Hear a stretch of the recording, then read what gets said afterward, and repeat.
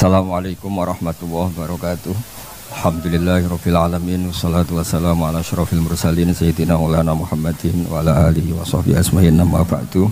Ingkang sangat kawula hormati Mbah Mus Kiai Haji Ahmad Mustofa Bisri, sedanten keluarga besar Duriyah Mbah Khalil Kiai Bisri, sedanten mawon wonten Gus Yahya, Gus Yakut, sedanten Kiai Said Asrori, sedanten ingkang kula hormati.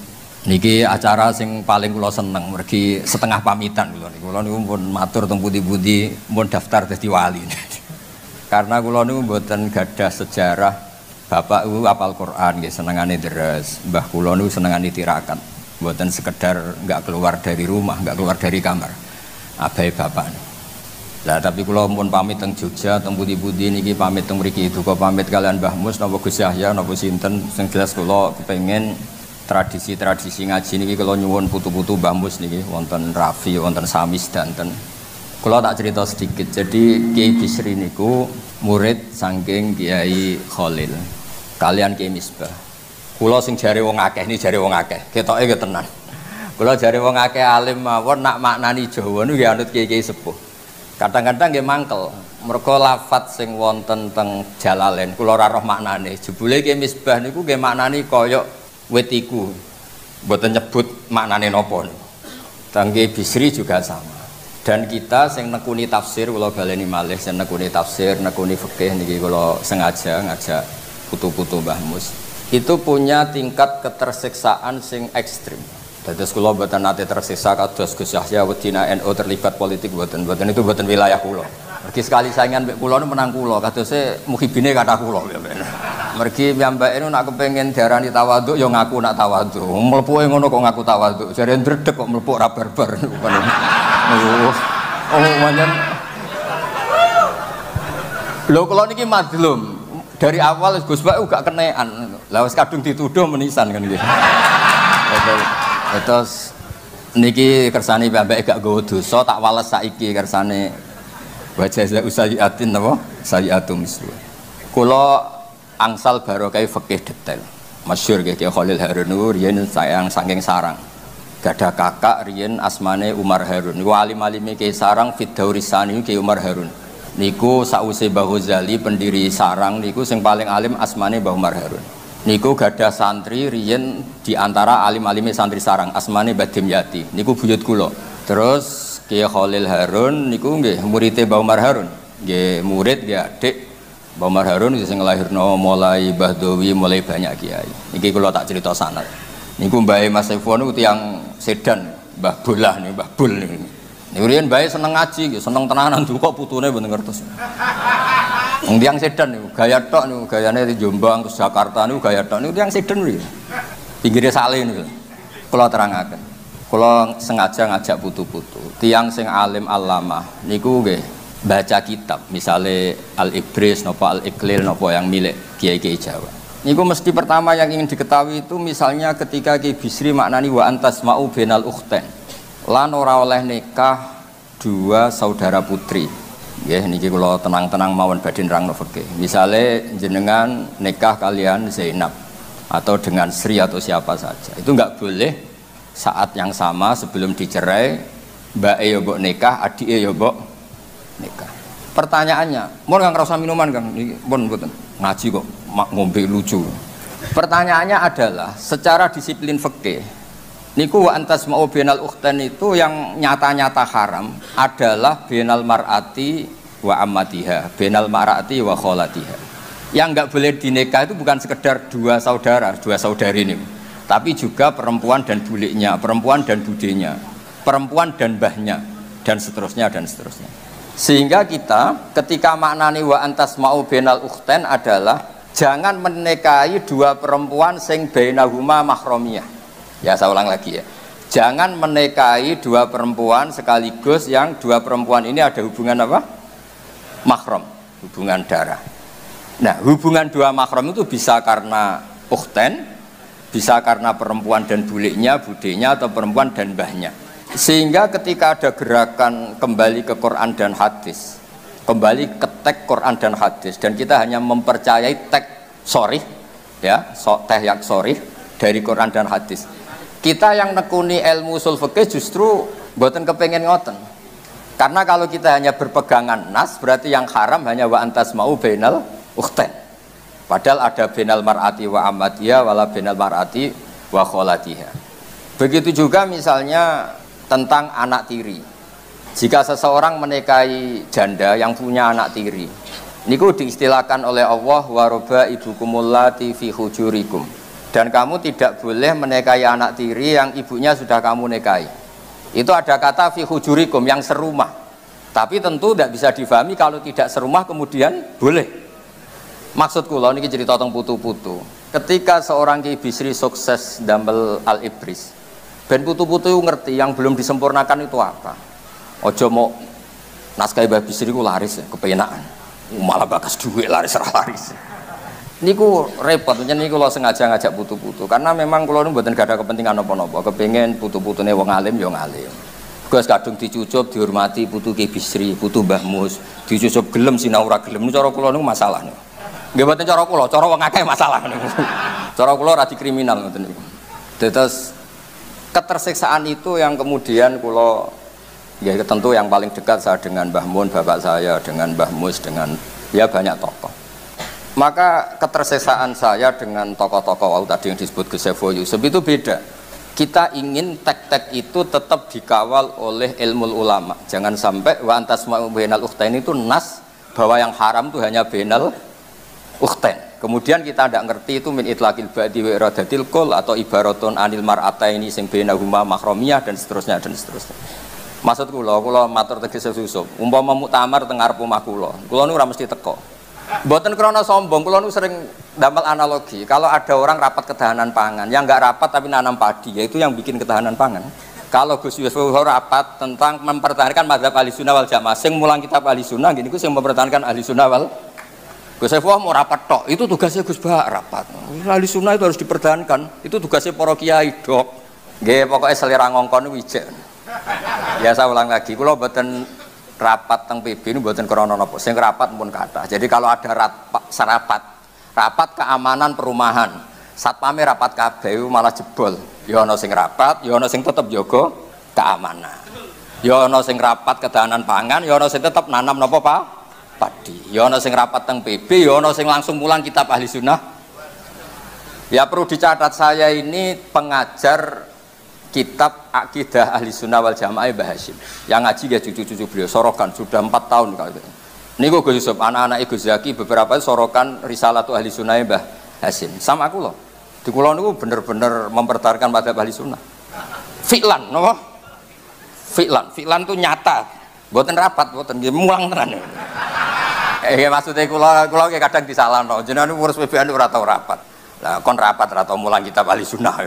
Sakjane kula mentang sae nek mboten disalahno ya mboten nyalahno. Ya berhubung kadang disalahno ya akhirnya ya ngomong lah. Tapi kula khusnudzon sama Gus Yusuf. Ya di bab-bab tertentu itu memang harus ada yang kayak saya, tidak harus saya kayak saya. Supaya tadi kalau rapat ketahanan pangan ya petani itu ya sudah melakukan ketahanan pangan karena nanam nopo padi. Jadi juga guru-guru Madin yang selalu mengajar akidah Ahlussunnah nopo wal Jamaah. Terus kedua sing kula badhe matur teng putu-putu. Kula kan sering maos Al-Ibris Ki Bisri karena tadi kula niku kadang niku ada lafadz yang saya itu enggak ngerti Jawanya. Misalnya minas sajaril akhdar, dari pohon yang hijau.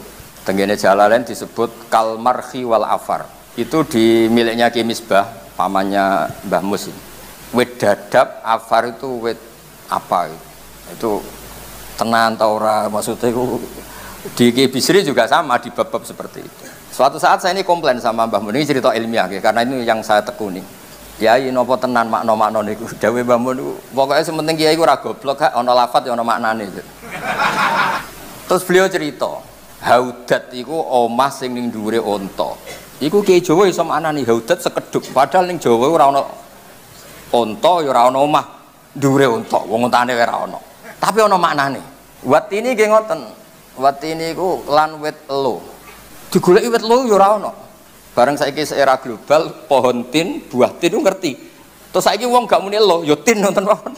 Tapi dhisik zaman wong roh tin itu sono maknane lan wit elo.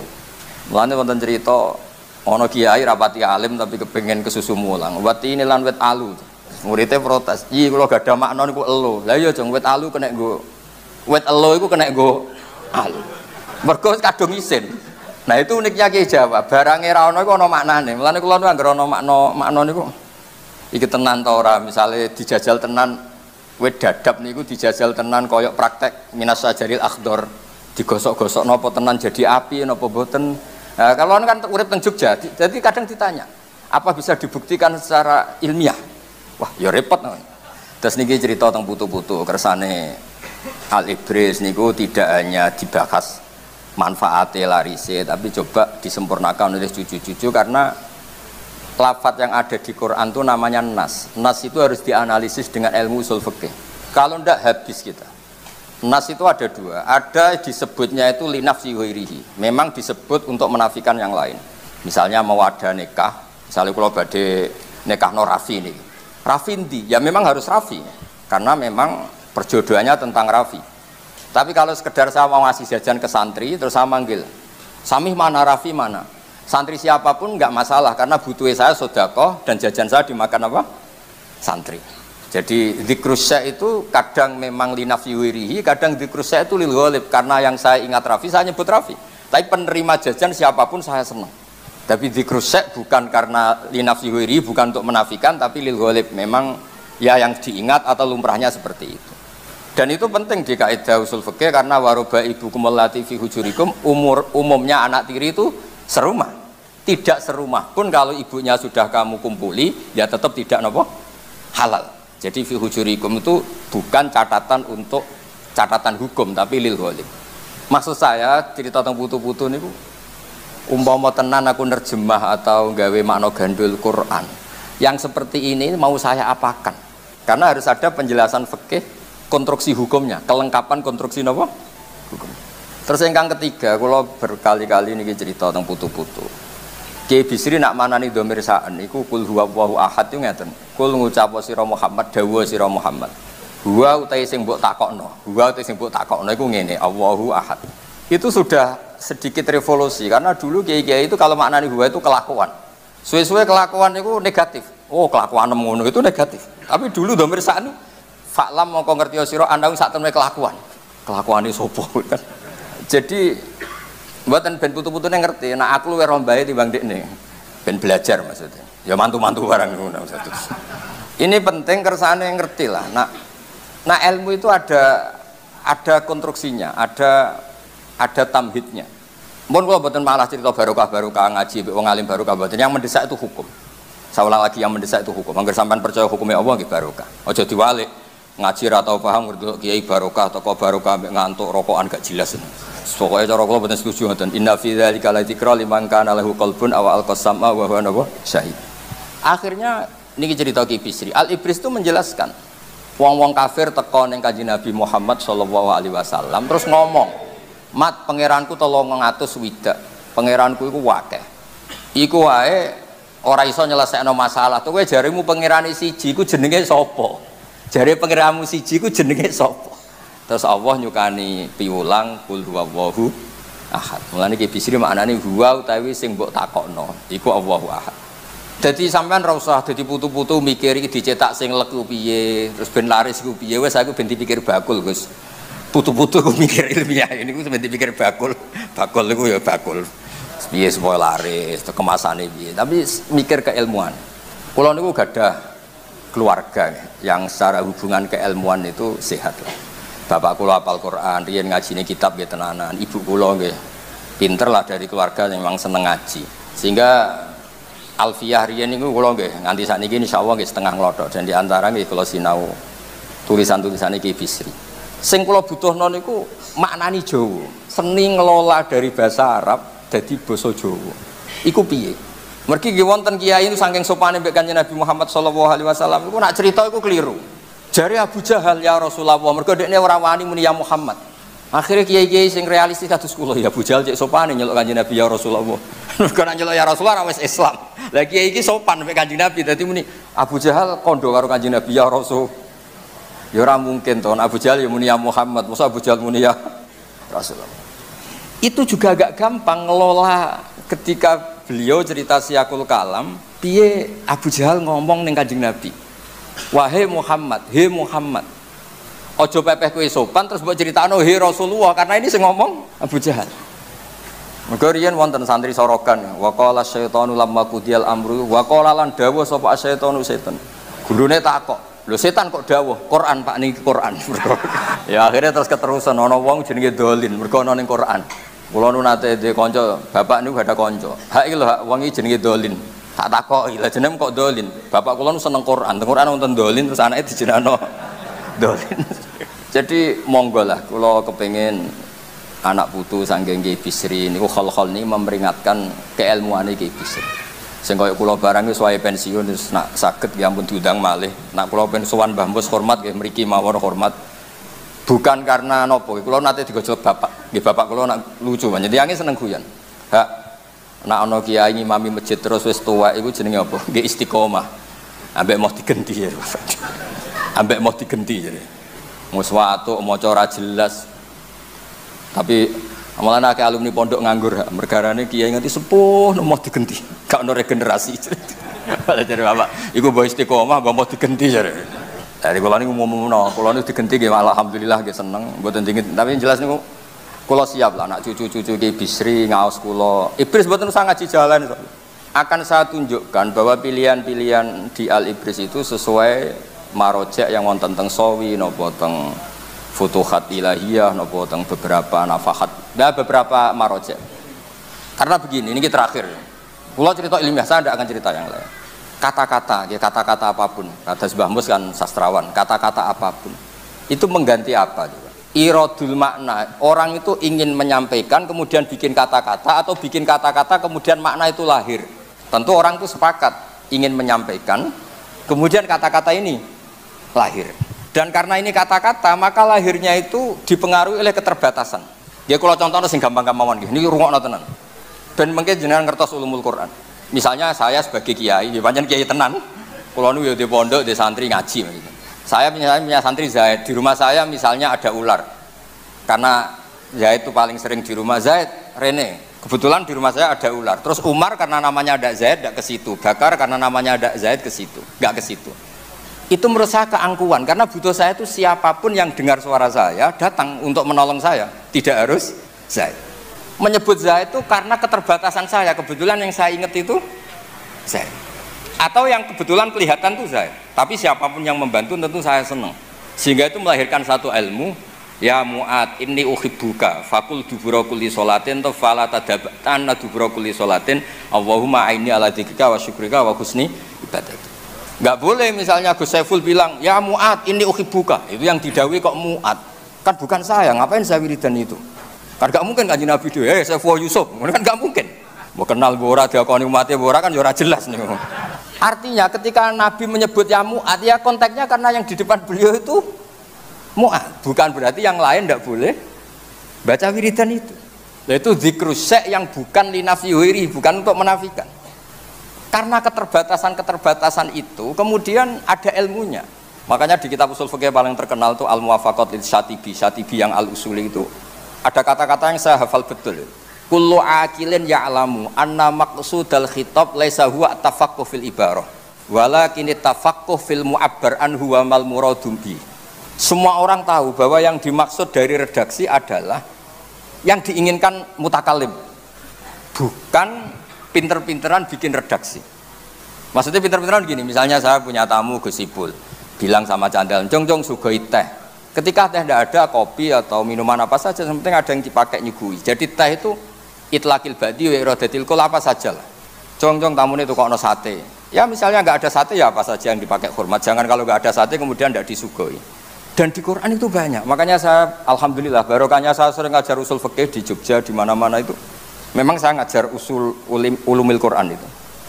Kalau Anda persis tag itu baca Innova itu kalau naik Innova nggak perlu baca subhanalladzi sakhkhara lana hada. Karena di Qurannya itu wal khayla wal bighola wal khamira litarkabuha wa zina. Nggak ada wal Innova wa alpat dan sebagainya. Tapi orang tahu maknanya wal khayla itu markub, wal khamira juga apa? Markub, wal khayla wal bighola wal khamira litarkabuha. Artinya setiap ada markub dan Anda menikmati itu ya sudah baca subhanalladzi sakhkhara lana.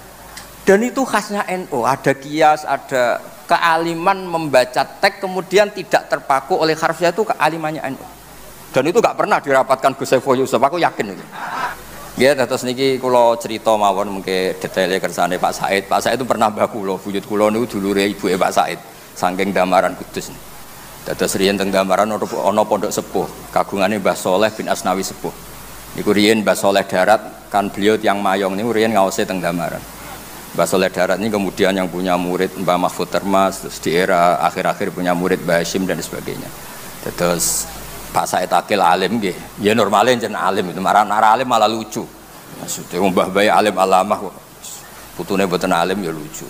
Tapi ya oleh wong takdir. Kula niku sering ngekei fasilitas kiai-kiai termasuk Gus Sami, kowe alim kok mbahmu ya oleh, tawaduk terus ra alim ra gelem nyaingi ya oleh. Kena alim berarti niru Ki Bisri, niru Mbah Mus, nara alim moh nyaingi mbahku. Kula riyen kancaku ra gelem sinau. Tak takoki, lha kowe ora kepen alim mboten Gus, mosok mbahmu alim kula alim kok nyaingi ra apik. Dadi monggo putu-putu ini pilihane kalih. Niru alim nggih angsal, tawaduk nggih angsal. Wis monggo mawon sesuai takdire ngoten mawon. Nggih ngoten mawon. Assalamualaikum warahmatullahi wabarakatuh. Nah, itulah teman-teman tentang reaction ngaji kita bersama dengan Gus Bah atau Kiai Haji Bahodin Nur Salim tentang pentingnya menjaga obor keilmuan leluhur, masyayikh dan waliullah.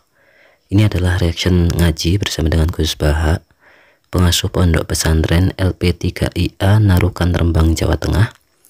Dalam saat Gus Bah itu mengisi mauidhah hasanah di acara peringatan Maulid Nabi Muhammad SAW pada tahun 2023 di Pondok Pesantren Raudhatut Thalibin, pondok pesantren dari Gus Mus atau Kiai Haji Mustafa Bisri di Leteh, Rembang, Jawa Tengah. Dalam reaction ngaji kita bersama dengan Gus Bah kali ini, ada beberapa kesimpulan yang bisa kita catatkan.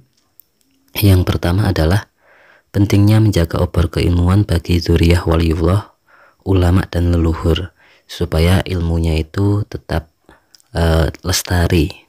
Kemudian pentingnya memahami tafsir Al-Quran untuk kaidah ilmu fikih, karena tafsir Al-Quran itu atau Al-Quran itu diartikan beberapa tafsirnya itu kalau misalkan hanya secara harfiah, maka itu tidak akan apa istilahnya ya, dalam hukum fikih itu kurang pas.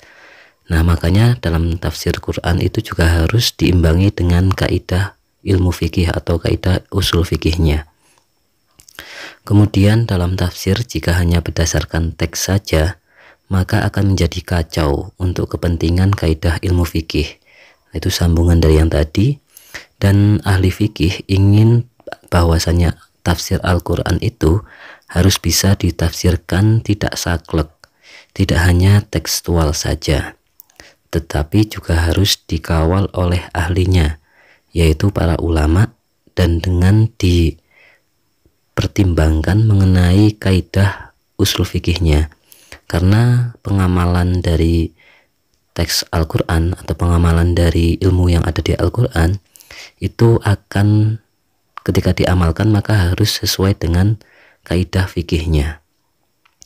Kemudian alasan Gus Bah, yang mana Gus Bah adalah seorang pengurus atau Rois Am PBNU dan beliau itu tidak pernah ikut rapat, yaitu dengan kiasan jika semua satpam itu ikut rapat pengamanan lingkungan, maka berpotensi keamanannya malah akan terancam.